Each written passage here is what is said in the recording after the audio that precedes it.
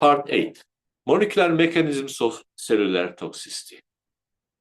So what makes the toxicity when we are exposed to these substances was an important research area in our group, and I'll show you some data. This is about aspartame, and aspartame has a warning from WHO.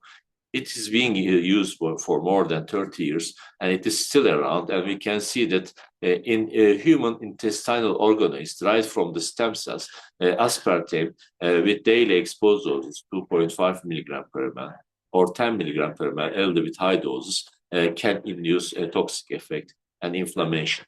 And this is a colon line induced showing NF-kappa B reporter, and NF-kappa B is induced.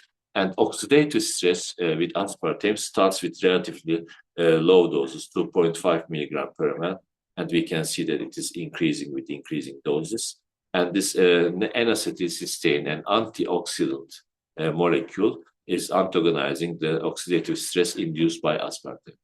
And here we see the cellular cytotoxicity to organoids. Aspartame-induced organoids become small and they die within 2 days. And here is the transcriptomic effect, cytoplasmic translation, response to unfolded protein, chemical carcinogenesis, positive regulation of apoptotic signaling, TNF signaling pathway, response to oxidative stress, leukocyte migration, DNA replication, double-strand DNA break. These are the downregulated molecules. So DNA replication is also hampered, and the DNA cannot repair itself, which is a very important molecular mechanism to avoid cancer development. And here we can see the DNA repair mechanisms defect, and these are the DNA repair-related genes, and aspartame is stimulating them with those. And the paper just appeared in Allergy last week.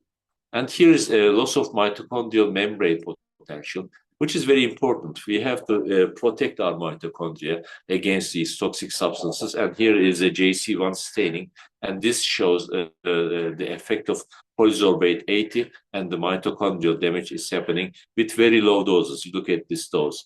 1% is allowed from Polysorbate 80, and this is 0.02% volume per volume, and 0.04%. And this is around 1 in 2,000 and 1 in 2,500 and 1 in 5,000 times dilutions. And these dilutions, which is around 50 times lower than the allowed dose, is showing the mitochondrial damage and change in mitochondrial membrane potential.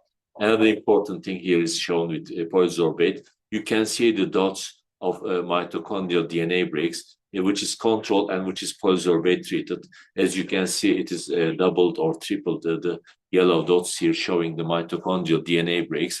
And here we can see the data, a very clear increase in the mitochondrial DNA breaks, and that's happening in the mitochondria. In the nucleus, it is not so significant, but there are some effects. But in the mitochondrial DNA breaks and mitochondrial toxicity with Polysorbate is very visible. So in summary, mechanisms of epithelitis and epithelial barrier damage is here listed. What we have observed from our own research, which is done by Pat, Yazıcı, Babayev, Mitamuro, Zeynel, Bichel, Oğur, Lee, Yao, Yavrino. And we can see there is oxidative stress, which is coming together with the cytoplasmic panic in these cells, endoplasmic reticulum stress, and production of unfolded proteins, and mitochondrial stress, as I have shown you, mitochondrial DNA breaks and mitochondrial membrane potential changes, delay or inefficiency in DNA repair, and cell death by apoptosis and ferroptosis. Together with this, there is microbial dysbiosis taking place and multiple effects of microbial dysbiosis. It's a huge topic on its own. We see inflammasome, alarmins, and multiple chemokines in response to these substances, and innate and adaptive immune activation. So overall, this is a full regulation of the immune system and effect on the cells, even leading to cell death, loss of function of the cells, a very severe stress happening with some of the substances in daily use doses.